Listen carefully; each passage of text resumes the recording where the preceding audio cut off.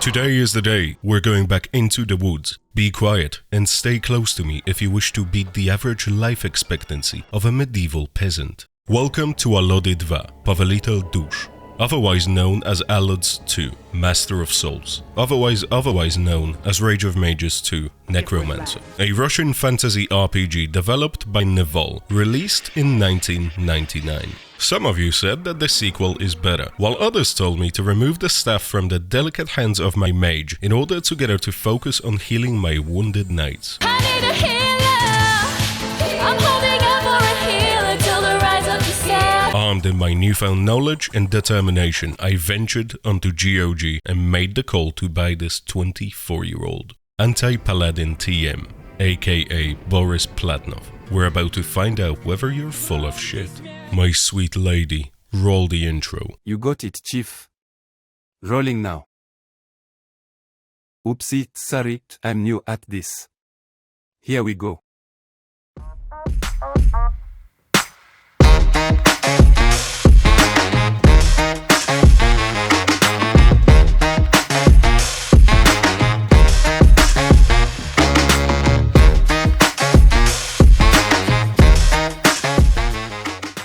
Russian woods can be a dangerous place, adventurer, though it's likely they're dangerous for a completely different reason these days.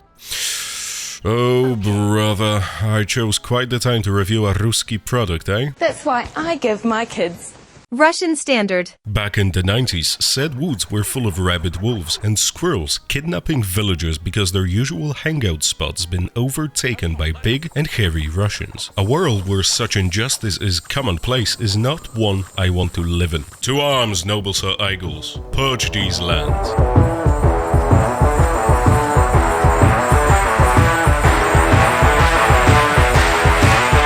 Goodbye!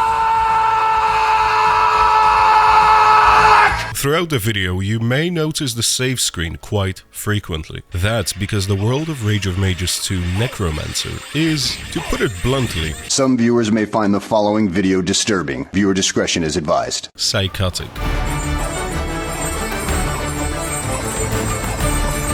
Another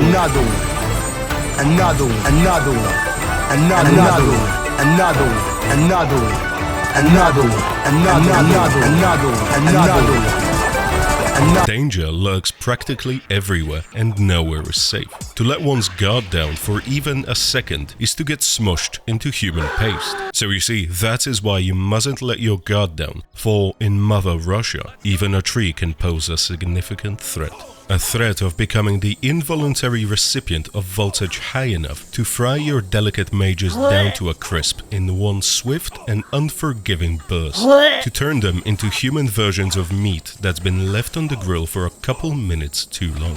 Which brings me to my next point. Mages in Rage of Mages are special, and what I really mean by that is that they are low-tier impotent trash. Their skin so delicate it cracks from a sudden change in the wind's direction. Their immune system so ineffectual and confused, it turns on itself, further weakening their already prone to disembowelment bodies. Not the beast! Open my eyes! My eyes! You think wearing an orange cape and a red kippa makes you look mysterious? Wrong. You look goofy. Put on some real clothes, ones that befit a proper wizard. Have you even seen what Crystal Maiden wears? What about Miss Marigold?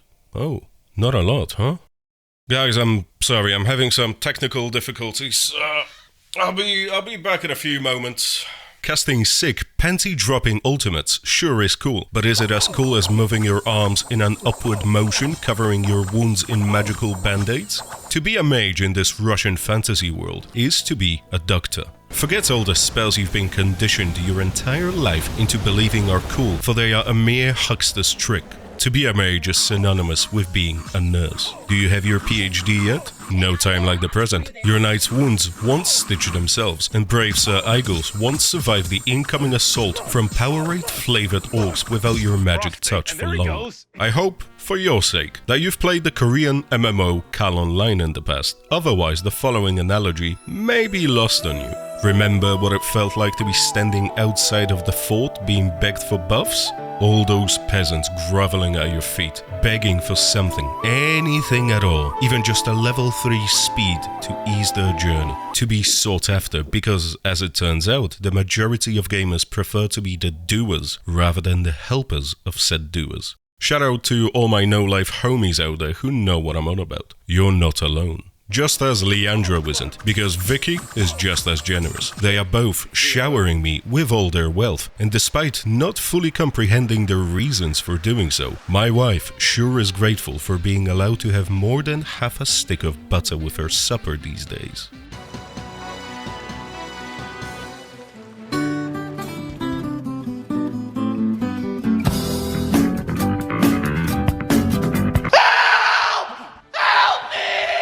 Some missions, as that's how the game is played, a series of missions, take place in the forest. Others in the mountains, while about a fourth of them take place in the desert. And Nival deemed it appropriate, nay, necessary, to apply realism to that specific part of the game. Realistic movement speed. Just what it was missing too. Your goons weren't moving slowly enough for them. They needed to reduce their short-legged pace further by introducing a desert biome into the game. Here is how your mob moves through normal terrain. Slow, but not too bad, right? Well, here is them walking through the treacherous sands of whatever the desert is called in Rage of Mages 2. Fucking move! Move! Other times, the missions you undertake may require your goons to be a certain level, or to wear something other than dirt-stained rags tearing at the seams. Supple, pouting breasts, firm thighs. This ain't Code Vein after all, though for certain reasons, I wish it were. And you only learn about these requirements by actually attempting said missions. Why not include a difficulty ranking into the game? I'll tell you why. Nival wouldn't be able to waste your time quite as well otherwise. You'd see a skull next to the mission's title and you'd go elsewhere. Fuck this. This isn't how we do things in Mother Russia. We waste your time by having you play any given mission for 30 to 50 minutes only to slap you with an insurmountable obstacle at the very end. What, you don't like that? Well, in that case, I will need you to press enter, followed by hashtag coward, and enter again. This step is the equivalent of loading a nuclear warhead. Now, get ready for launch. Not you though, you chill the fuck out. Press enter again, only this time type hashtag kill space all and enter again. A spell so powerful your foes cannot withstand it.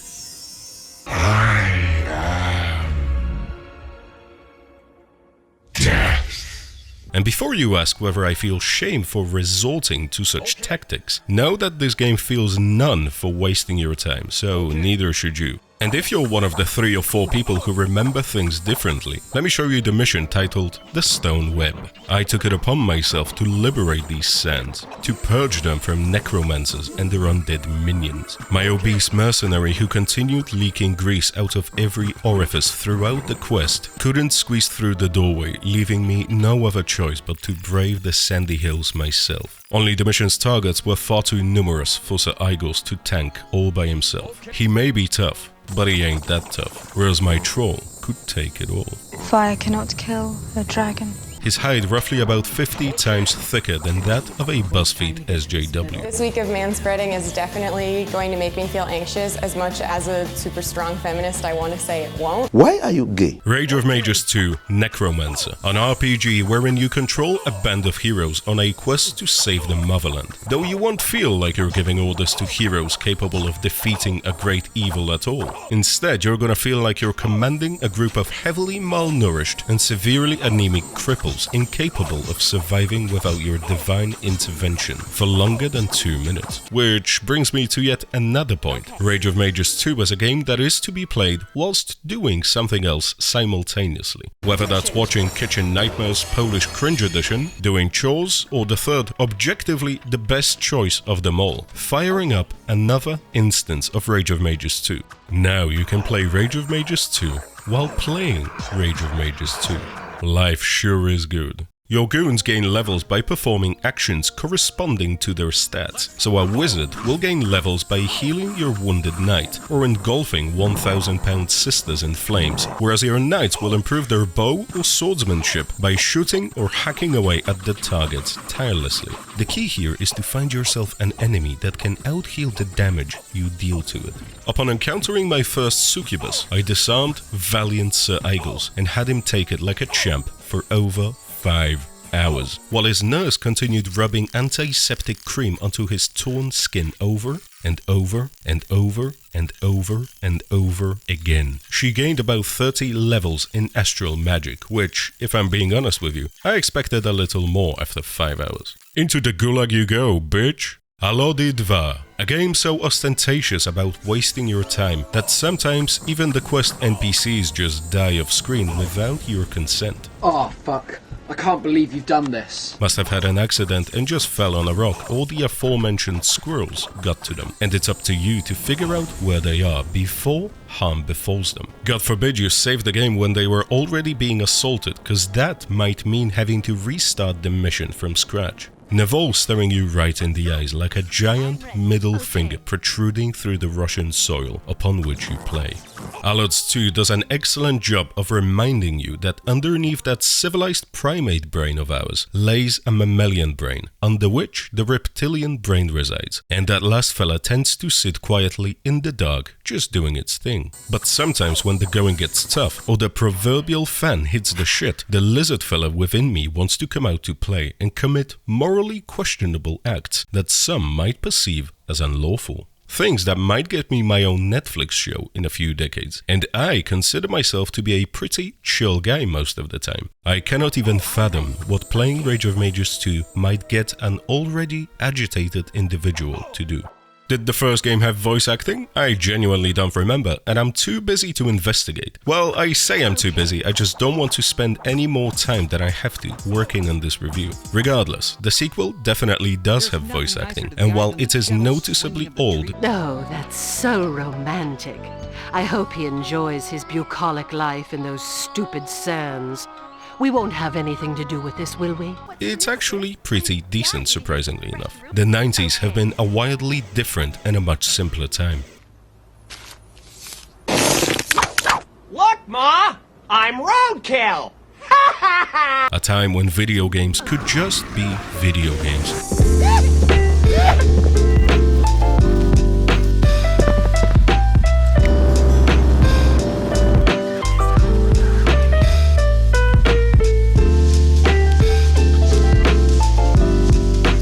You know what really surprised me from a purely graphical point of view? The fact that trees move as if it were windy.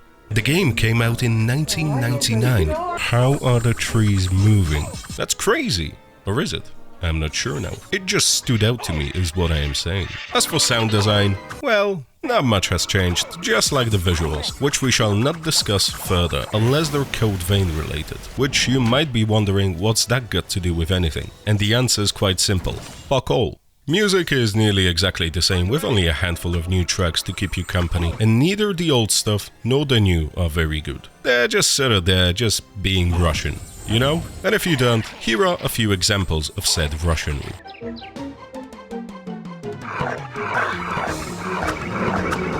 Okay. Okay.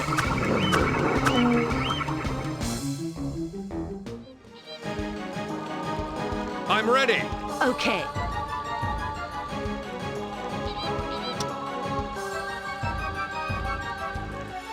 I'm ready.